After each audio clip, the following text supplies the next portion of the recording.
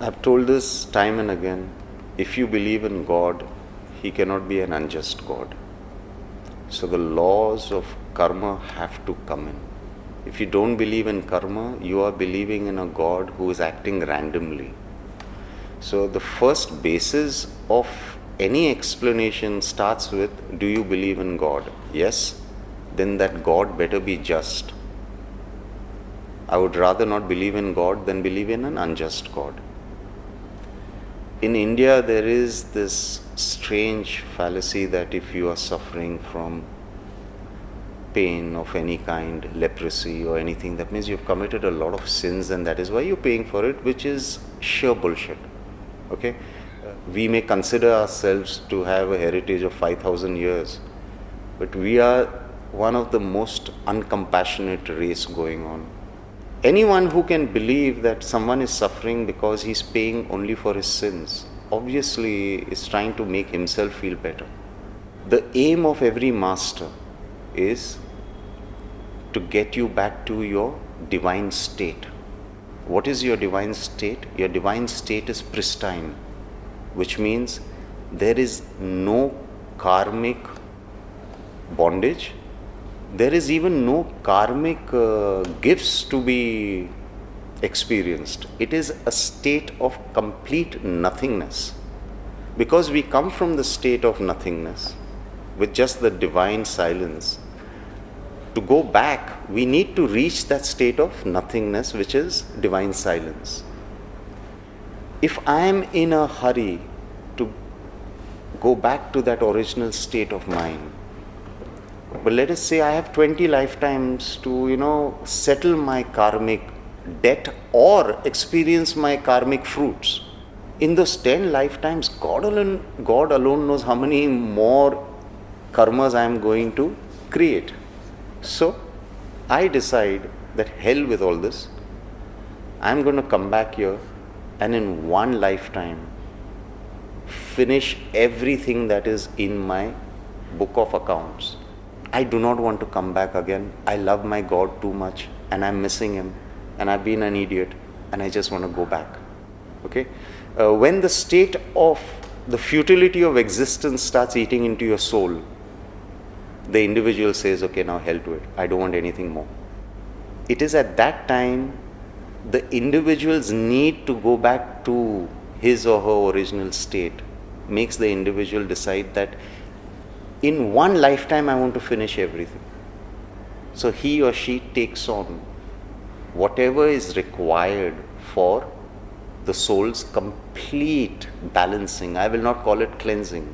I will call it balancing. Because even if I have extraordinary good karma with me, I am not with a clean slate. So what I am trying to tell you is, if I want to go back to the state of divine silence, because only that state is going to allow me to reach back into my source, I will in one lifetime want to finish everything. Obviously, in one lifetime, if I'm taking on 10 lifetimes of karma, my life over here is not going to be a picnic. But to the outsider, he might say, this guy must have really sinned a lot. Yeah, look at the way he's suffering. Little realizing that it is not because of his sins he's suffering, it's because of his love for the providence, love to reach back to his source, that he has taken on 10 lifetimes. Whereas the other individual might take 20 lifetimes having less karma than me, because he or she is in no hurry to go back. Issues like cancer, issues like leprosy, I feel the soul is so hungry to move on, that it says, pile me up. I am going to, in my state of centeredness, finish everything and go up. But the catch comes here. Once we come down, we have forgotten that this is our individual decision that has taken place.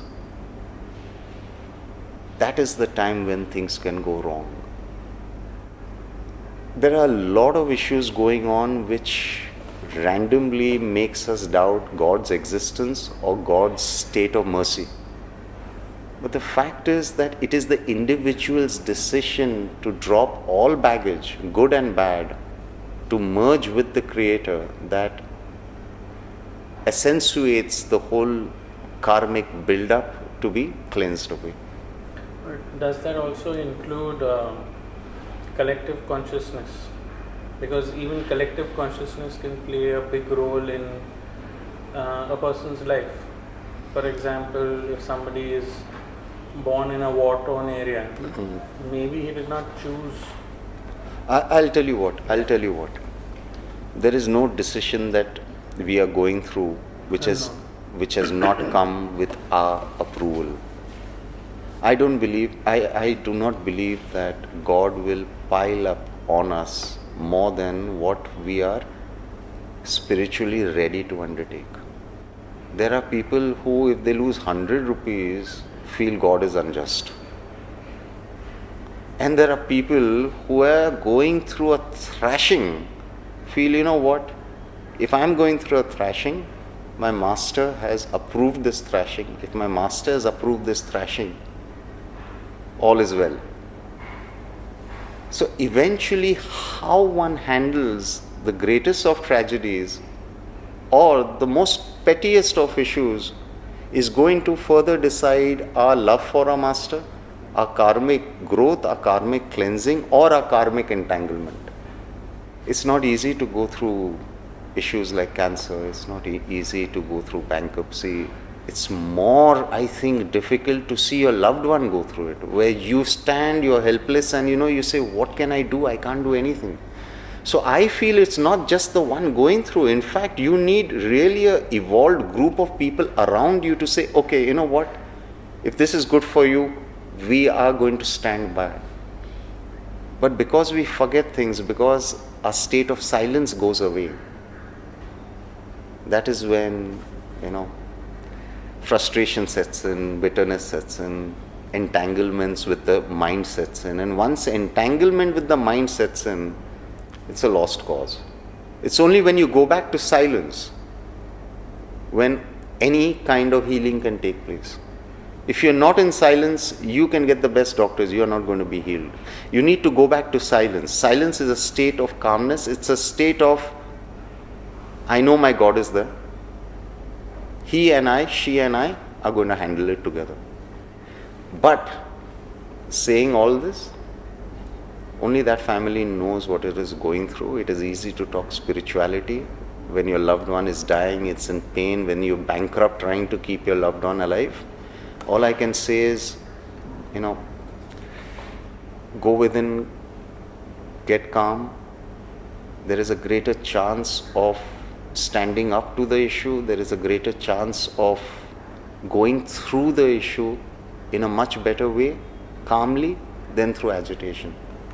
That is all. And I think that would be a practical way to do it. If you're going through a landmine, it is better that you're calm, breathing in a state of silence, than you're like a bull in a china shop. So it's not only a spiritual thing, I think it is a more rational and practical thing to do, that you be calm and you know what, if you are going to get thrashed, at least you are going to undergo the entire thing with dignity. You're going to look at the issue in the eye and say, you know what, my God is greater than you. And even if I fall down, even if I succumb to it, I'm going to do it with class. I will not undignify myself or my God. This is whether you believe in karma, this is whether you believe in all the nonsense I'm talking. It's immaterial. The fact of the matter is, whether you believe in God or not also, the fact of the matter is, let's try and live each moment with dignity. I think we owe it to ourselves more than anybody else. When you are down and out, when you die, you can look back and say, I got a thrashing of my life, but I dealt with it with dignity. I think that is important.